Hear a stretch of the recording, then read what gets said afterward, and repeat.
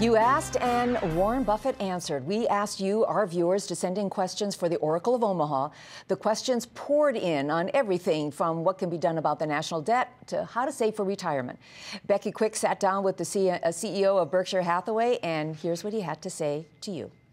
Susie, thank you very much. We are with Warren Buffett just outside Omaha, Nebraska, at the Fulfillment Center for Oriental Trading. This is one of Berkshire Hathaway's most recent acquisitions. It's not the most recent, that would be Heinz, but Oriental Trading was purchased in the fourth quarter back in November for about $500 million by Berkshire Hathaway. And again, we are fortunate enough to be sitting down with Mr. Buffett. Warren, we had several viewers from NBR who wrote in and who had questions for you. And if you don't mind answering a few of them? Let's do it. Okay, let's jump right in. The first question comes from Tim Reed, who asks, what's your view on the national debt? Is it something that can ever be paid down, and how important is it to do so? Yeah, it's not important to pay it down. It's important to keep it from rising consistently as a percentage of GDP.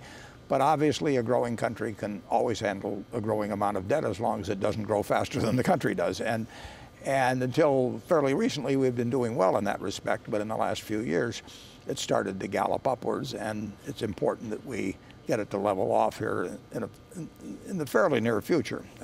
But Berkshire can take a lot of debt. It couldn't take a lot of debt 40 or 50 years ago, but now it has a lot of earning power, and this country has a lot of earning power.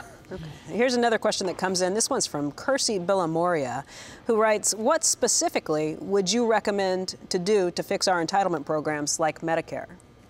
Well, the bigger problem with Medicare is the whole health care system. And as long as the health care system is eating up 17.5% of our GDP, which is far more than happened any place else in the world, we are going to have a problem with paying for it, whether it's paid by the government or by corporations or by individuals. And that is the ultimate problem. Unless we get that under control, we are going to be facing problems, whether at the individual level, corporate level, or the government level with our health care costs. Okay, there's another question that comes in from David Waite, who asks, I've been a very successful investor who averages 18% over the last 17 years. Wow. But right now, everything looks too rich for my blood. Isn't that a bad sign? Well, it may be a bad sign for him. Everything doesn't look too rich for my blood. Plenty of things do. But there are lots of investments out there that I like for the long term at very good businesses selling at reasonable multiples of earnings. 18%, though, is that a really high? I mean, that's a high bar to jump over. If he's been making 18%, there'll be a line in front of his door. Okay. Finally, there's a question that comes in from Kyle Stranahan, who says, I'm graduating college this May. Are you hiring? We're hiring at some of our companies. Well, probably at Geico, we'll add 1,000 people net this year. And of course, if we lose it, there's some turnover too. So we're going to add a lot of people there. We're going to add, we have 288,000 employees. I don't know what our turnover is, but I'll bet it's 30 or 40,000. So we hire that many just to replenish what we need. And then some of the companies are growing. So sure, we're hiring at a lot of companies. Warren, I want to thank you very much for joining us on Nightly Business Report. Thanks. It's been a pleasure. It has been. Susie, I'll send it back to you and Tyler.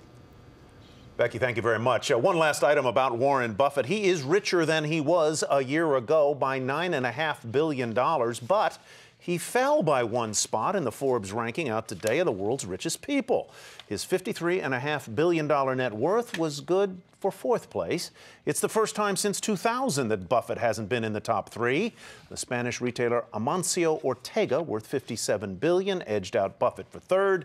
The top two remain the same as in 2012. Mexico's Carlos Slim at $73 billion, Bill Gates at $67 billion in second, and Oracle's Larry Ellison was fifth at $43 billion. In case you were wondering, there are 1,426 billionaires worldwide by Forbes' count, 200 more than just a year ago.